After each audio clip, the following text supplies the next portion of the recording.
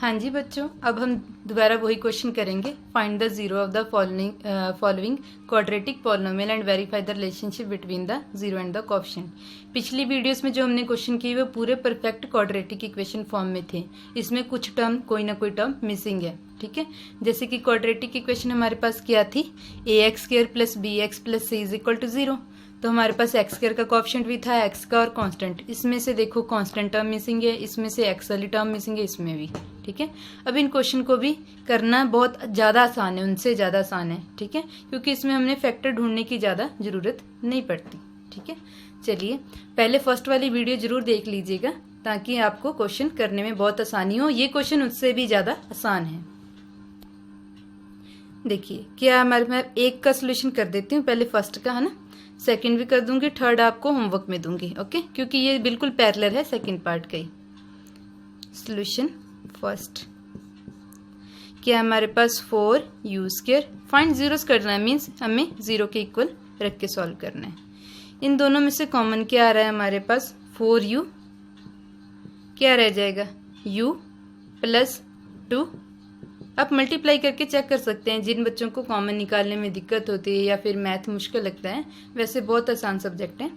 आप क्या करें, 4u को मल्टीप्लाई करें u के साथ, 4u² आ रहा है, 4u को 2 के साथ 8u आ रहा है, ठीक है। चेक कर सकते हैं अपना क्वेश्चन। तो हमारे पास कितना आ गया क्वेश्चन यहाँ पर, 4u u प्लस 2। अब इसमें से हमने जीरोस फाइंड करनी है। 4u को एक बार 0 के इक्वल रख लेंगे, एक बार u प्लस 2 को 0। यहाँ पे देखिए आपको फैक्टर बनाने की जरूरत भी नहीं पड़ी, सीधा कॉमन निकाल कर ही बन गए। u इज इक्वल टू क्या आएगा, 0/4, 0/4, 0 समथिंग टर्म ऑलवेज 0। तो u की वैल्यू हमारे पास क्या आ गई, 0 आ गई। यहाँ पर क्या आ जाएगी, 0 माइनस 2, u की वैल्यू कितनी आ जाएगी, -2, ओके जी। अब हमारे पास अल्फा हो गया 0, बीटा कितना हो गया, -2। क्लियर है ये बात। बट हमने इस क्वेश्चन में वेरीफाई तो करना है ना कि relationship between zero and the coefficient क्या होगा। उसे हमें फिर वही सेम फॉर्मूला, सम ऑफ 0 क्या होगा, alpha plus beta is equal to -b/a is equal to minus coefficient of x upon coefficient of x²। यहाँ ब्रैकेट डाल लेना, कई बार कोएफिशिएंट ऑफ x माइनस हो सकती है तो आप माइनस कैंसिल करना भूल जाते हैं। तो हमारे पास अल्फा की वैल्यू कितनी है, 0, बीटा की -2। एक चीज़ हम करनी रहेगी हमारी, a, b और c फाइंड करना। अब हम क्वाड्रेटिक इक्वेशन के साथ कंपेयर करें, क्या थी, ax² plus bx plus c is equal to 0। ax² plus bx plus c is equal to 0, इस क्वेश्चन को कंपेयर करें तो क्या है, 4u² प्लस 8u, कांस्टेंट नहीं है तो 0 लिख लेते हैं। तो a की वैल्यू कितनी आ जाएगी, a की वैल्यू हमारे पास यहाँ पर कितनी आ जाएगी, 4, b की 8, c की 0, ओके जी, विजिबल है, ठीक है। a, b और c फाइंड कर लिए। अब b की वैल्यू पुट कर देंगे, कितनी आएगी, 8, a की वैल्यू कितनी आ गई, 4, माइनस कोएफिशिएंट ऑफ x कितना था, कोएफिशिएंट ऑफ x मीन्स यहाँ पर क्या आएगा, कोएफिशिएंट ऑफ u मीन्स 8, ठीक है। पॉजिटिव था तो पॉजिटिव ही लिखना है। x² का कोएफिशिएंट कितना है, 4। अब हम इन्हें कैलकुलेट करते हैं, कितना आ जाएगा, -2 इज इक्वल टू, कटिंग करेंगे तो यहाँ भी 2, -2 -2, ओके जी, सेम एज इट इज। अब हम करेंगे प्रोडक्ट ऑफ जीरोस,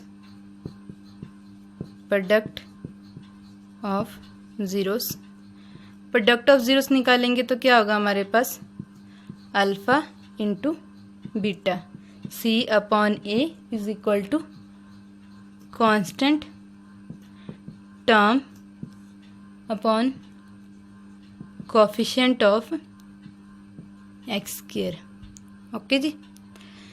अल्फा और बीटा क्या है हमारे पास, 0 इंटू -2, c की वैल्यू क्या थी, कांस्टेंट टर्म 0 थी, a की value 4, constant term 0, coefficient of x² means coefficient of u², कितना था, 4। क्या कितना आ जाएगा, 0 को मल्टीप्लाई करेंगे किसी भी टर्म के साथ, 0, 0 अपॉन समथिंग 0, 0, ओके जी। इक्वल आ गया, सम ऑफ जीरो भी प्रोडक्ट ऑफ जीरो भी, ये भी दोनों वेरीफाई हो गए हमारे। ठीक है, नेक्स्ट पार्ट तो आप खुद कर सकते हो होमवर्क में, फिर भी आपको मैं सेकंड करवा देती हूँ इसका सेकंड पार्ट। पहले आप इसी क्वेश्चन को दोबारा चेक कर लें। देखिए इस क्वेश्चन में क्या था हमारे पास, 4u square plus 8u equal to 0 रखा, कॉमन निकाला, अल्फा और बीटा निकाला, फिर हमने क्वाड्रेटिक इक्वेशन के साथ कंपेयर करके ए बी सी फाइंड किए, सम ऑफ जीरो और प्रोडक्ट ऑफ जीरो में वैल्यूज पुट करके वेरीफाई कर लिए। इसी क्वेश्चन में अब मैं मॉडिफाई कर रही हूँ सेकंड पार्ट को भी।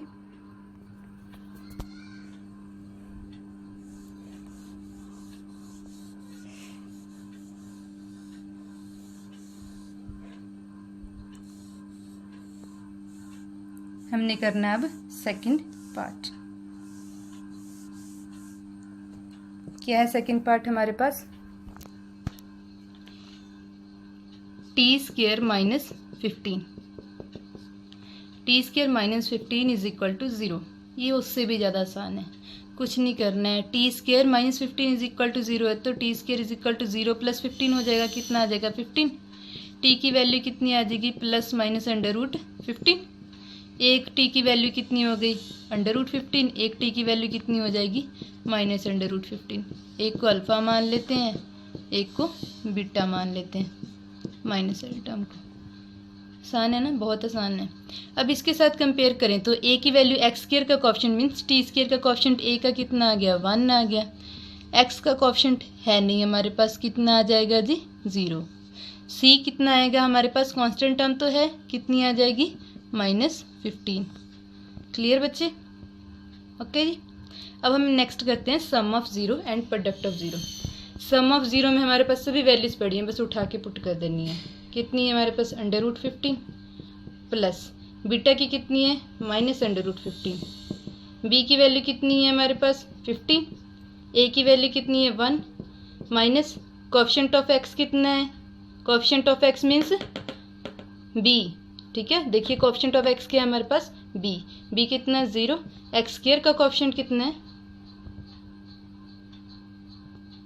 कोएफिशिएंट ऑफ एक्स हमारा, सॉरी हमने यहाँ पर वैल्यू गलत पुट की है। बी की वैल्यू कितनी थी हमारे पास 0, ठीक है, और coefficient of x 0, coefficient of x square कितना आ गया 1, plus under root 15 minus under root 15 is 0, 0 point something 0 0।